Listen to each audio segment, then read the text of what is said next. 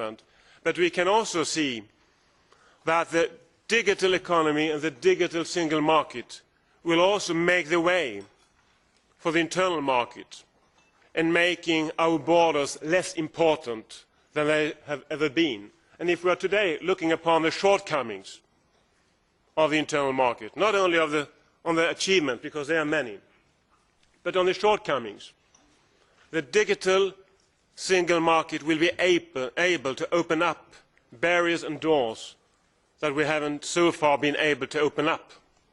And I think this is one of the most strategic important things to note today. The second thing is that today, and I will use a figure just to demonstrate the change of preconditions we are facing.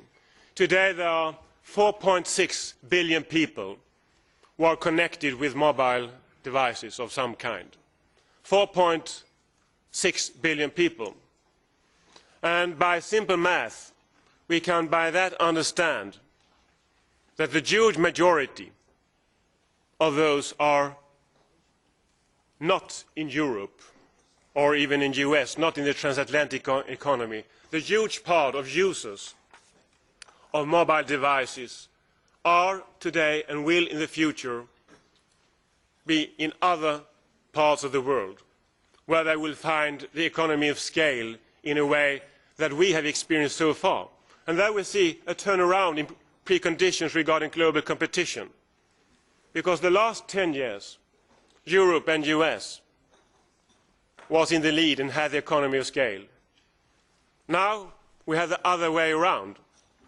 And we can't hope for the economy of scale. We must be in the lead. And Madam Chair, I think there are some things we need to do.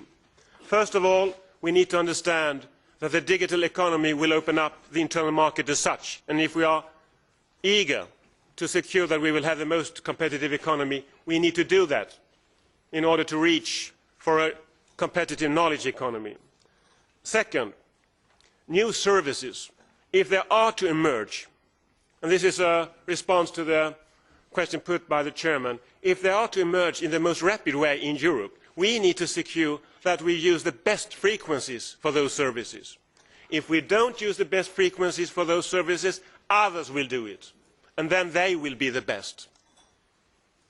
We need to secure that we open up the frequencies for the new services, and that we need to secure that they will be the best frequencies for those services. Otherwise, we will come number 2 or 3. Third, the most important thing in order to secure that we have more of integration, inclusion and cohesion is, of course, if we are able to do the combination, to have the fixed lines and the mobile internet, because the fixed lines will secure that we can have the capacity to develop the best services and the best standards of services, while the mobile will secure that everyone will be able to catch up and we will see new ways of using the internet. I think, Madam Chair, as further response to your questions, how we are to secure that we can go forward, is that we need to also understand the urgency. Those who are not closing down the analog broadcastings in order to transform to the digital dividend will lose opportunities.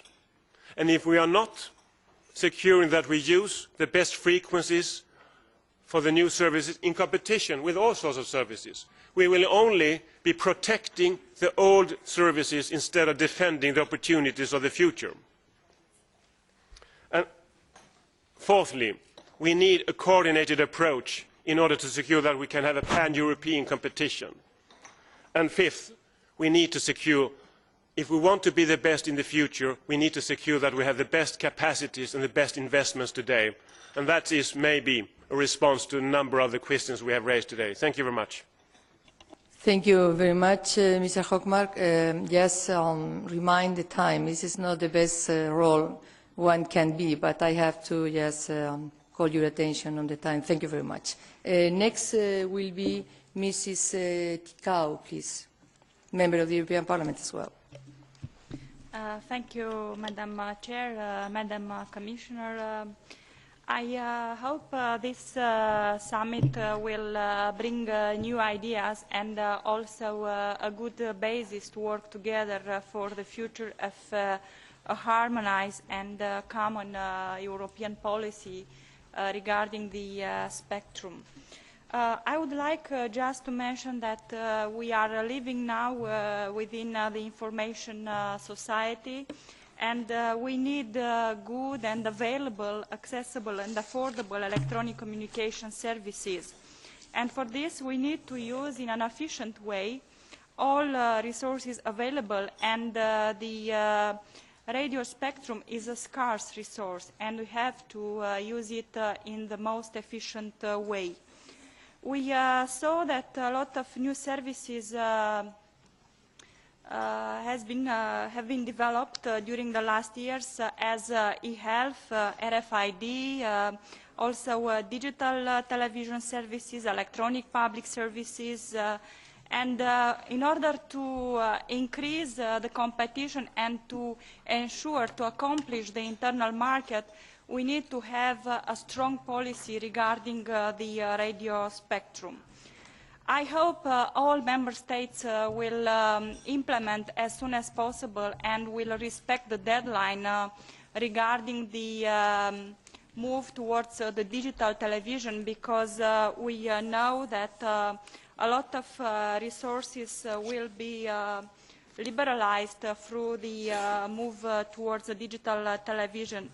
We know that the digital television can make use of new media technology to provide information services and can therefore enhance social cohesion and help bring everyone within the information society. Also, we know that the move from analog to digital television is making it possible to release spectrum capacity and develop new technologies and innovative solutions which boost European competitiveness in this sector.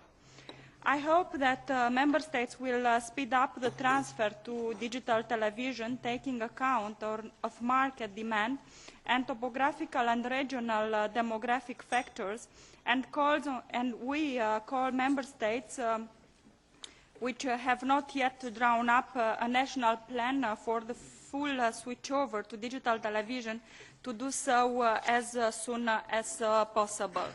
I would like also to stress here that it is crucially important to have a good broadband coverage, but also to have good services from the broadcasters. We need also fixed and mobile networks, but I do believe the most important thing is to have the confidence of the digital consumers on the digital services. We have to ensure the consumers that their data privacy and their personal data are protected, and also we have to strengthen the security of the information society services. I would like just to mention also important decisions which have been taken regarding the radio spectrum and the use of this resource related to the transport application. Just this month we saw the decision regarding the frequencies allocated for on-board communication services for ships, and in 2008 we adopted another decision for aircraft. So we have a lot of good applications, and we really could improve the life of the European citizens using in a best way, in the most efficient way, the radio spectrum. Today it is very much up to the member state, this policy, but we need some harmonized rules and also a clear vision, a clear strategy in order to use into the future in the best way this scarce resource radio spectrum. So I hope new ideas will come, and the European Parliament will help in achieving such a common European harmonized policy. Thank you.